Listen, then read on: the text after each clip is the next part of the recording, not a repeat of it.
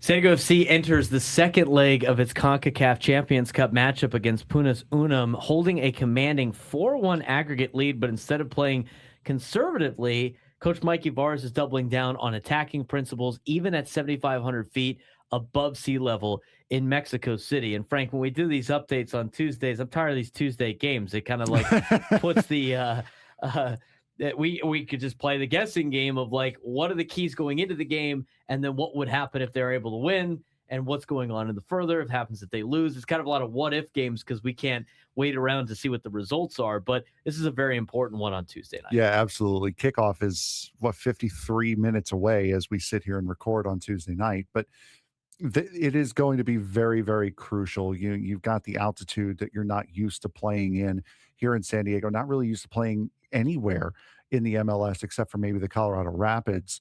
But other than that, I mean, it is a huge, huge game for San Diego FC to announce themselves on the international stage and to have a 3-goal cushion against a team like Pumas. That is absolutely massive going into tonight's game. Yeah, the identity of this team and Mikey Varas openly rejecting the classic park the bus strategy, as you talked about The on the show Italian today. style.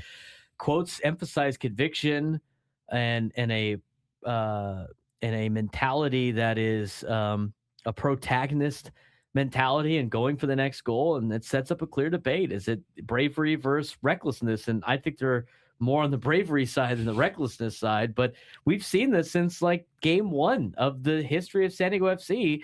When they're being coached by Mikey Varas, they're going to go and go after wins instead of playing conservatively. Yeah, it's absolutely huge. And as I mentioned on the show, it's hard to be on, shut it off, and relax, and then kick it back into gear again and get ready to go. So if you're just playing on the way the way Mikey Varas always has this club doing, that is, it's a very, very good way to avoid getting complacent. They might have to slow it down a little bit tonight to be used to it, since they're not used to the altitude. But other than that, I mean, this club is so well coached from top to bottom. Now let's talk about the altitude. These next couple things are going to be built-in excuses for San Diego FC if they don't get the job done. But we'll tell you why it doesn't really matter in a little bit. But altitude is an X factor. I mean, Mexico City elevation is 7,500 feet, poses a real physical challenge for a coastal team. Annabelle Godoy acknowledged fatigue will be real, but insists it won't be an excuse. And Varas subtly hedged by mentioning tactical nuances and flexibility, hinting they might adjust if they need to based on the environment that they're playing in. Yeah, absolutely. And again, all you have to do is avoid losing 3-0 tonight. If you lose 3-0, then you're tied. Then you're tied on away goals. Pumas gets in.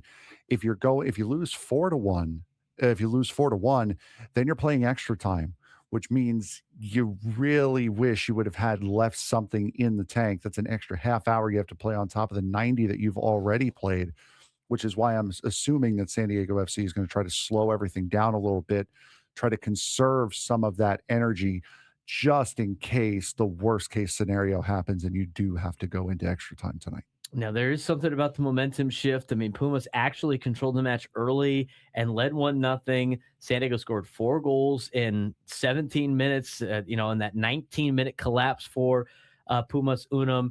San Diego goals flipped the series and embarrassed Pumas to the point that they sat there shocked in the locker room at Snapdragon Stadium for hours. And then the Mexican media they doubled down. They ripped Pumas afterward, adding emotional fuel for the home side. So the altitude, the momentum, the motivation, the embarrassment from before, that kind of bulletin board extra material is what Pumas is going to have. But I don't know if that's enough to make them outscore San Diego 4-1 or a 3-0 shutout. Because San Diego FC's game is possession. They like to control the possession, sit at the back line, wait for an opening, and then go and attack it. They are going to patiently wait for what they need, especially it's not quite park the bus because they do have a 3-goal cushion here, but I would not be surprised at all if you see San Diego FC continue that possession dominance like they had in the first leg. Away goals loom large, meaning one San Diego goal could effectively kill the tie and really kill Absolutely. this game and kill this round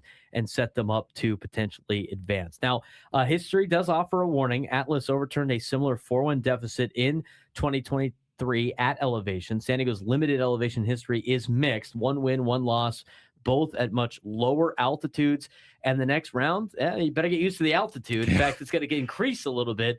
Toluca is at 8,750 feet, which raises the stakes even more. Yeah, absolutely. Which means, again, you're going to have to really do your damage at home and then rely on just the patience and overall ability to be able to get yourself past Toluca into the next round. And we'll see how this particular video ages into next week. We'll see it very quickly, if you will, as we update you on San Diego FC. We do it each and every week. Again, subscribe to us on YouTube at B_SURP, at the Braden Surprenant Show, and we look forward to talking to soccer with you next week.